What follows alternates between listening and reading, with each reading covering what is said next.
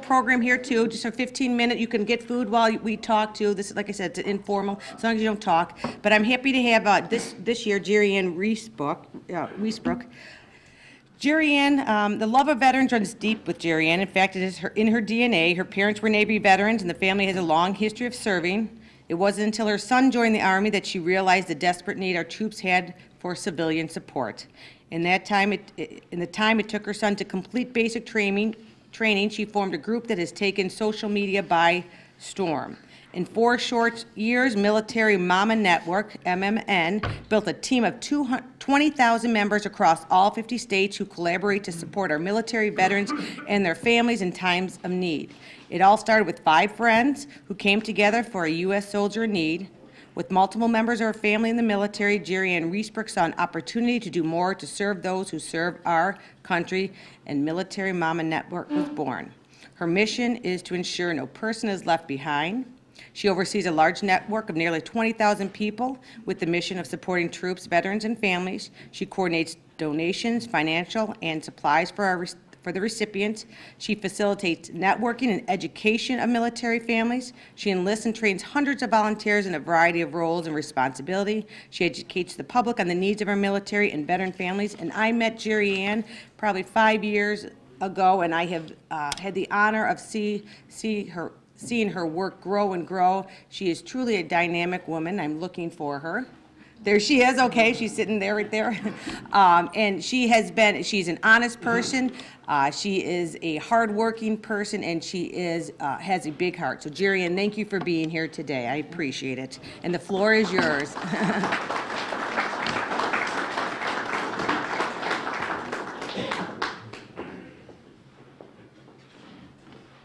So, how close do I have to get to this thing, Jennifer?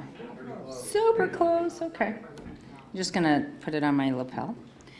So I'm gonna apologize in advance, you guys. I got off the plane last night, came home, went to bed, got up and did this. I was at a 3-day summit for for global leaders that Facebook sponsored, and they've sponsored us to do a program for a year, which I'll get into, but I'm very tired, my throat is very raspy, and I'm extremely emotional.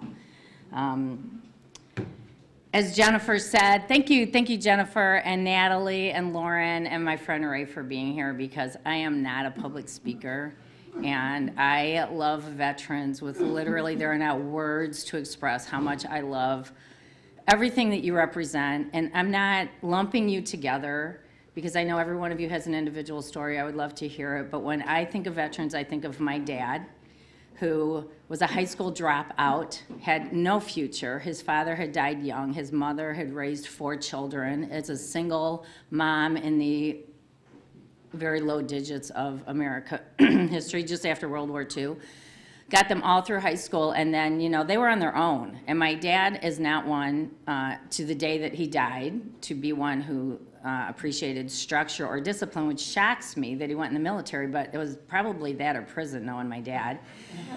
And so he joined the Navy, and he met my mom, who had joined the Navy because similar situation. Her parents were alcoholics, could not provide for her. She longed for a better life and a way to impact the world. And so she joined the Navy to get an education, and what she got was a baby. And, you know, in the 60s, the military did not appreciate single moms even less than they do now, and so she was shown the exit door. But she had enough of a benefit package that they were able to both get an education. And they worked hard. You know, they worked really hard, and they went to school at night on the GI Bill. And our first home was because they were veterans. And so literally everything about my life, including my life, I have because of veterans. And so when I say thank you, veterans, it's not just for your story, although I appreciate that. It's because your story is my story. And so thank you. So I'm just curious, how many are Army? Woo! What? What's that? So, disclaimer, my parents were in the Navy. They had a Navy child. They had a Marine son. They had a Navy grandson. And then my son decided that he just didn't want to go the family way and join the Army. And he was, as many of you are, I'm sure, because this is my brother's story as well. He's a very brave man of integrity. I admire him a lot for who he is as a person. But he did not tell his mom that he was joining. He told his mom he was keeping someone else company who wanted information. And it wasn't until years later that he said, Mom, you know that story I told you about going to Subway with the recruiter? Yeah, that was me, not my friend. I'm like, you are such a coward. How can you? But my brother, the same thing. Like, my mom turns on the waterworks, and my brother, the Marine who fought in Desert Storm, cannot say no. So I appreciate that. As a mom, I appreciate that now. Okay, so, but that's the Army. How about Navy? Did you notice that Army was louder? Guys, have some pride in your branch. How about Marines? Oh, one lonely Marine.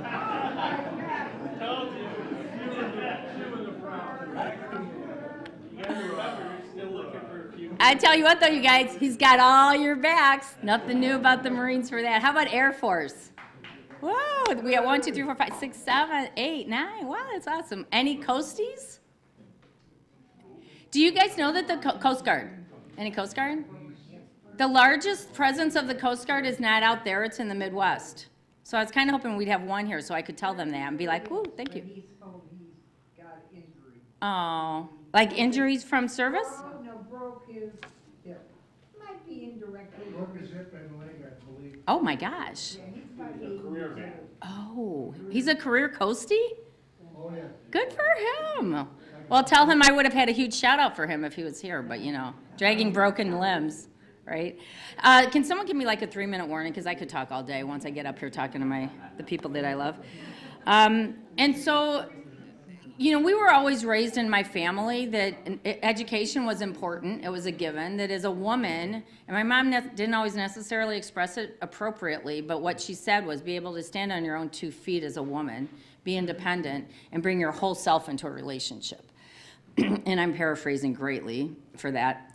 And so one of the ways, because we were dirt poor, man. I mean, my parents had a house, but we never had 2 pennies to rub together a lot of times. So one of the very viable solutions for us was service. And so it was no surprise to me that my brother chose to serve. It certainly was no surprise to me that my sister chose to serve. When a buddy of hers crashed her car and she had no other options, her first option was, I'm going to serve.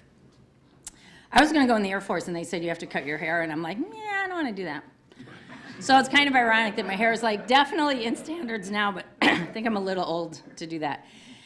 And so when we were raising our children, it was also always a story like to serve. There's nothing, I think, more noble that you can do as an American than to serve your country. And my only regret is that for many of our conflicts, that did not translate well to the American people. And one of the people who makes me cry on a regular basis is sitting in this audience, and I'm going to tell you a story. So we formed Military Mama Network mostly because I couldn't find nice people to answer questions for me. I mean, the truth of the story is thus. Because, you know, when you're Navy, you say what? Nothing. Okay, you say, you know, oorah, if you're a Marine, right? So you go into the Army and they say, hooah. So I'm Navy and I'm Marine, and I said, oorah, and they're like, we don't say that here. And I'm like, At which point I went back to my son, I'm like, I don't speak Army apparently. So what's that? Can do. Can do. That's the CDs. Oh, no kidding. See, I didn't get that part. So you guys can all tell me what you say, but I got busted for being Marine language in an Army group. And so I'm like, I don't want other people to be treated the way I was treated. I need good information, and I need someone who can just stand with me and say, I get this. I get the fear of having a child who serves. I get the unknown of having a child who serves. And I get the pride. And I hate that people say, oh, aren't you so proud? Yeah. Or when I express my fear and they're like, well, you should be proud. I did not know that was mutually exclusive, because I can cry of fear through my tears. When they bombed the embassy and my brother was a Marine and I knew he was on the rapid deployment unit, I cried from fear. Didn't make me any less proud of my brother. You know, and for people to understand that, you know who understands that? Military families and veteran families, that's who understand that.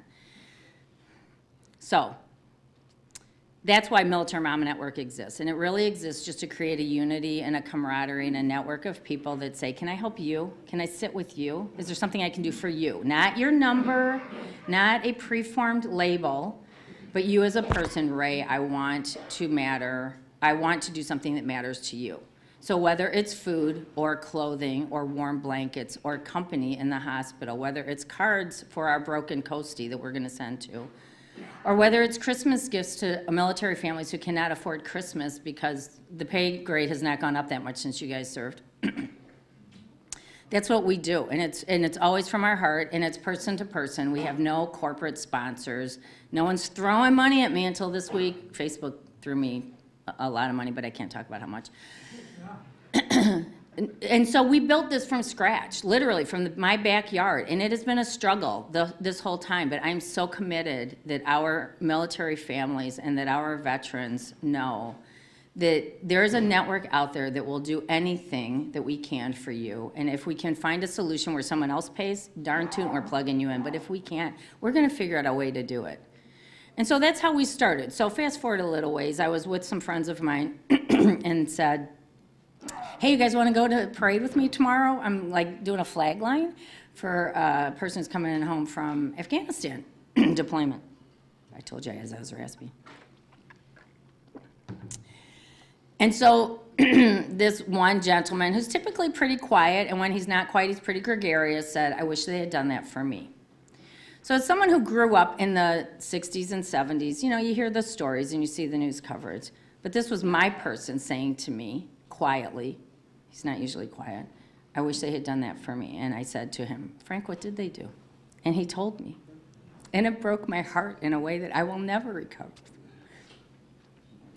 And so then I asked the other two gentlemen in the room, and they told me their experience of coming home from Vietnam.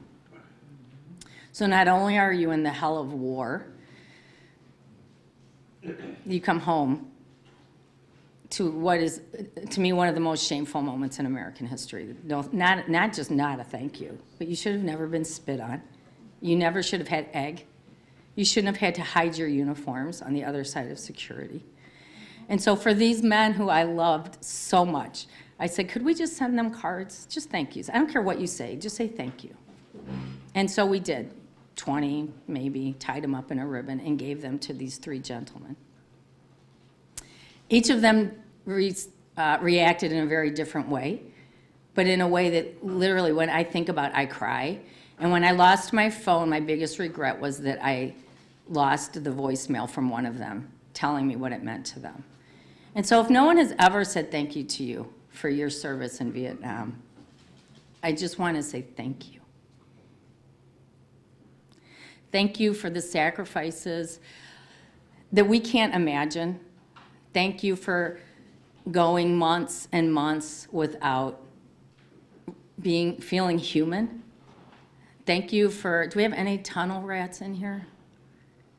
You know, thank you for seeing the worst of things and coming home, taking more horrible treatment from the American people and moving on and being people really of noble character who just want to build a life, right, of stability, and you continue to serve. You continue to serve with different uniforms. You continue to serve in volunteerism. You continue to serve and to lift up the American people and families like mine so that we can stand here and say, on behalf of my 40,000 mamas and men, thank you. But because of what you did, right? Do you have a question? You brought it up. I just wanted to mention that, how long ago did you send those letters? 4 years ago. Still have them. And that's tied up in a ribbon, and I just wrote it. And I look at them every once in a while, and I don't even know those people. Yeah. But I still get a warm feeling. Thank you. Thank you. I wasn't going to out Ray, but Ray was one of mine. Ray made me cry so hard. I'm trying not to look at him while talking about this. And so it becomes very personal. You know, when people, I want to hear stories because people say, thank you for your service, and then they run on, right? It's not that they're not grateful. It's that they're uncomfortable with the stories. Some of them are painful to hear, and some of them are overwhelming to hear. But one of the things that, how much time do I have? Okay, good. I'm going to cut through all the rest of this stuff. So I'm going to fast forward. So we've been doing this for 5 years. June 24th was the 5th year, and the reason why I know that is because it was my birthday party. It's an easy date to remember. but we formed as a group on Facebook September 11th. We could have formed sooner, we could have formed later, but I chose that date for the significance it has to America and to our service members. So how many of you guys are on Facebook? Oh my gosh, like could you put your hands way up, because I feel like I'm the only person in this whole room. Thank you. I'm gonna speak to this corner of the room. Facebook. So I formed a group on Facebook because we kept asking for help, right? Hey, for those of you that have served in crappy places, this isn't gonna surprise you. So someone said, we need socks. Our service members are wearing boots, no socks. That is not acceptable to me, so we did a sock thing. And I have no problem guilting people either. I'm like, hey, so it's Black Friday, and while you're out getting toys and goodies for your family, would you mind getting socks for some soldiers that I love? Who's gonna say no to that? So I got lots of socks, and we sent them over.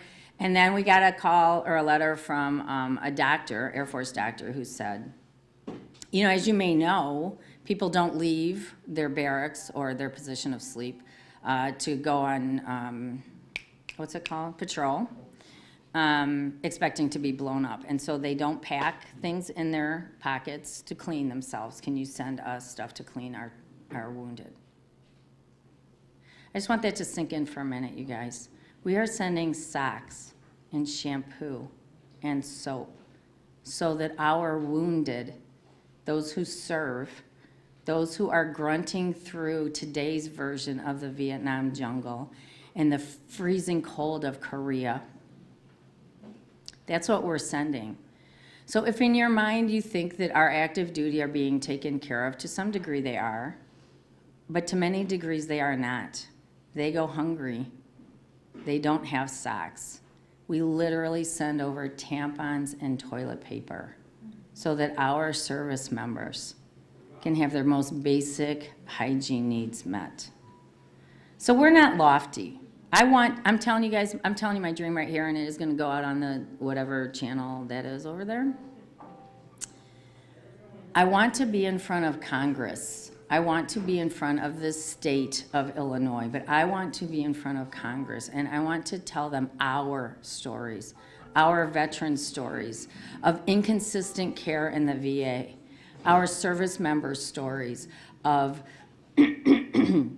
tampons and toilet paper, our service member family stories of when you shut down the government, we had babies going hungry because our service member families, our junior enlisted, qualify for food stamps while their spouse is deployed in a combat zone. Now you guys know what that means. You know the pay differences. You know that if they're getting bumped up that much and they've got so much extra differential pay and they still qualify for food stamps, you guys. We are sending Huggies to families.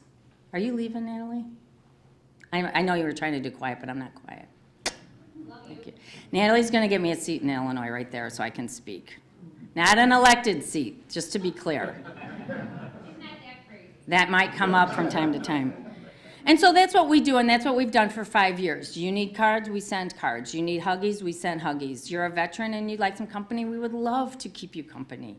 One of my biggest frustrations is I want to get into the VA hospital so that I can sit with people who are there recovering for months, and I cannot get through the doors as a volunteer. So if you know a way, please come see me, because I really want to do this. So that's what we did for 5 years. And you know, we're just going along. Like, I'm not particularly outgoing, and really, I'm shy, not that it shows today, but it's very true, painfully shy. And so to be put up in front frequently is difficult for me. But I think that the stories are more important than my shyness.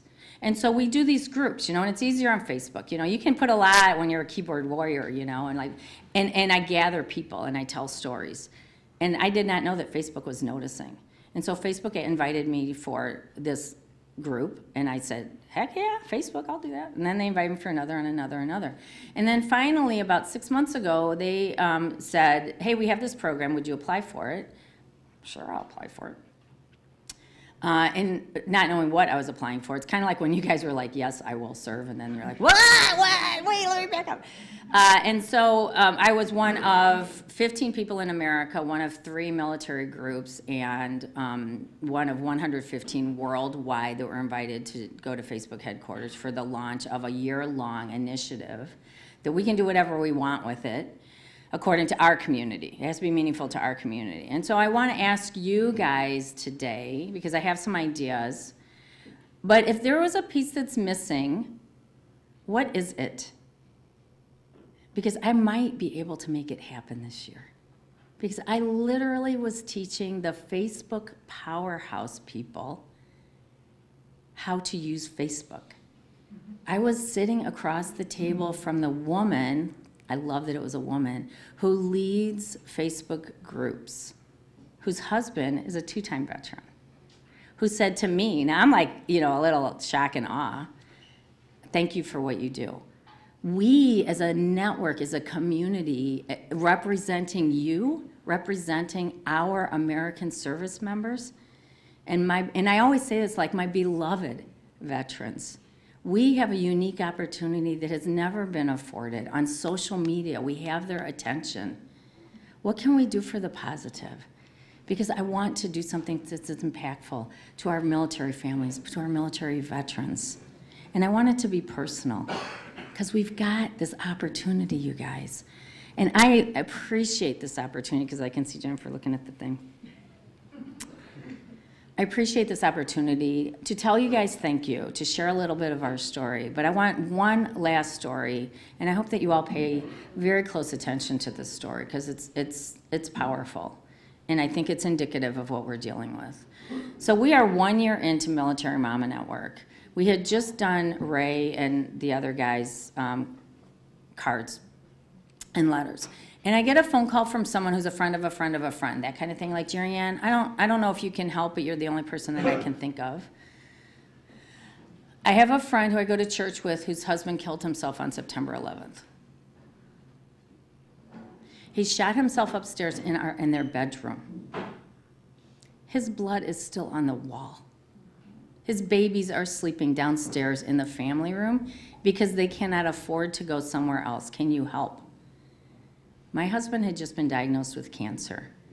My concern, my heart was with my husband, but how can I say no?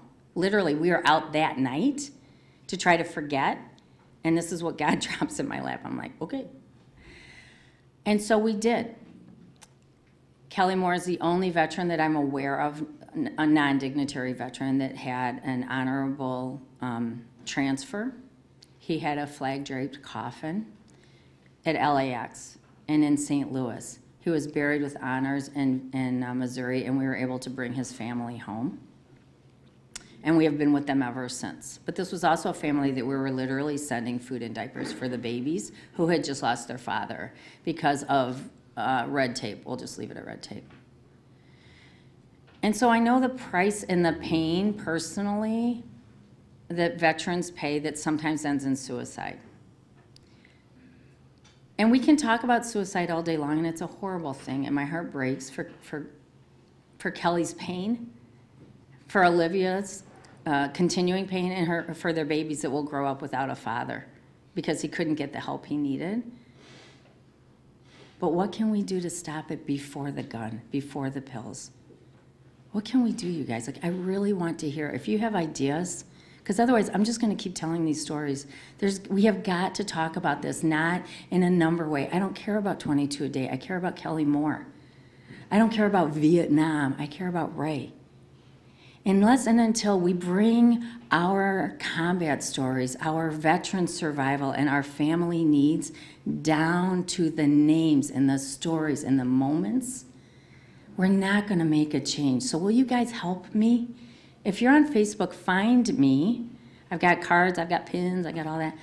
And find Military Mama Network, and please join us so that we can work together to change the narrative of service in our country, of veterans in our country, and that we drop that number of suicide, and there won't be Kelly Moores to talk about anymore.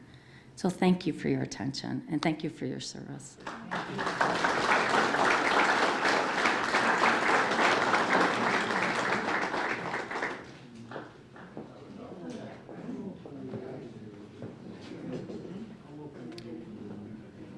Well, thank you again, Jerry Ann. As you can say, she's inspiring. You can share your passion with others. It's always very, very important. And, you know, when you care about something deeply, I know it's hard to put it into 15 minutes. So thank you very much. It's Military Mama Network. All you have to do is get on Facebook and do a little search, and you'll be able to, even if, you know, just follow along.